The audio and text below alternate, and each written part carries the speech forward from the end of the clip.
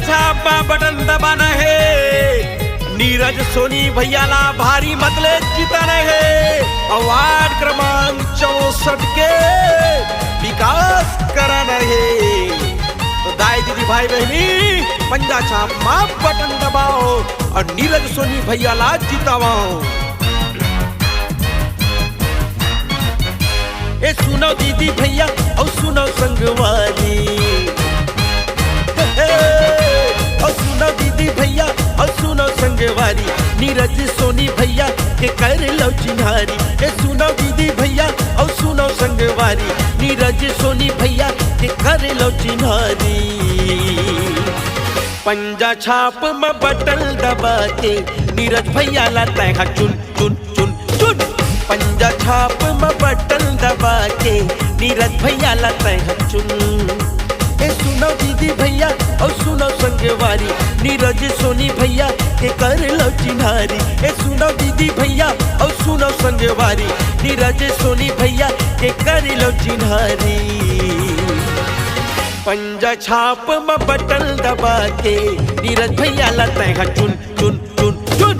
पंजा छाप में बटन दबा के नीरज भैया लाता है चुन।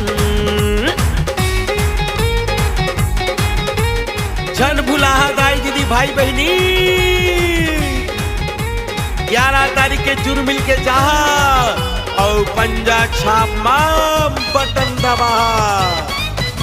सबके संगी सबके साथी कर्मठ जुझारू मिलनसार प्रत्याशी नीरज सोनी भैया ला जिताना है। पंजा छाप में बटन दबाना है। 11 तारीख के संगी जूरी मिलके जाना है। पंजा के छाप संगी बटन ला दबाना है। बिलासपुर वार्ड क्रमांक 64 के प्रत्याशी सहज मिलनसार योग्य हवन मृदुभाषी। 11 तारीख के संगी जूरी मिलके जाना है। पंजा के छाप संगी बटन दबाना है। बिलासपुर वार्ड क्रमांक 64 के प्रत्याशी सहज मिलन सारी योग्य मृदुभाषी। ए सुनो दीदी भैया और सुनो संगवारी, नीरज सोनी भैया के कर लो चिन्हारी। ए सुनो दीदी भैया और सुनो संगवारी, नीरज सोनी भैया के कर लो चिन्हारी। पंजा छाप में बटन दबा के नीरज भैया लाते हैं चुन चुन चुन चुन। पंजा छाप में बटन दबा के नीरज भैया लाते हैं चुन। वार्ड का विकास करके दिखाएंगे और वार्ड को नया सुंदर खुशहाल बनाएंगे। हर काम को करेंगे ईमानदारी से, हर काम को करेंगे ईमानदारी से, हर वादा निभाएंगे जिम्मेदारी से। तो पंजा छाप में बटन दबाना है, नीरज भैया को जिताना है। पंजा लजीता के संगी विकास कराना है। महमाया नगर भी कोना के शोभा बढ़ाना है। शहर गली में शोर हवे पंजा के निशानी, वार्ड ला सुंदर बनाई भैया की जुबानी।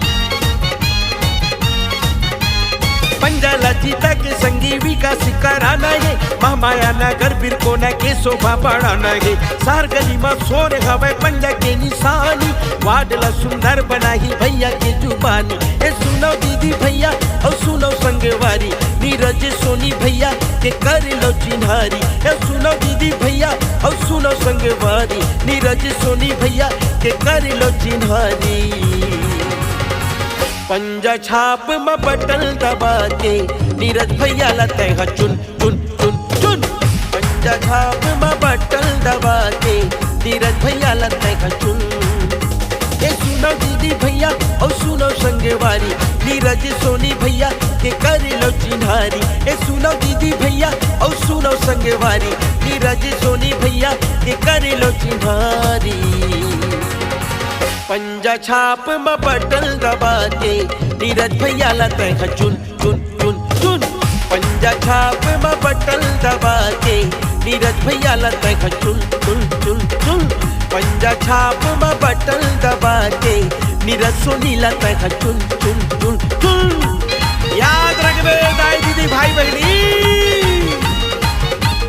छापा बटन दबाना है, नीरज सोनी भैया ला जीता रहे।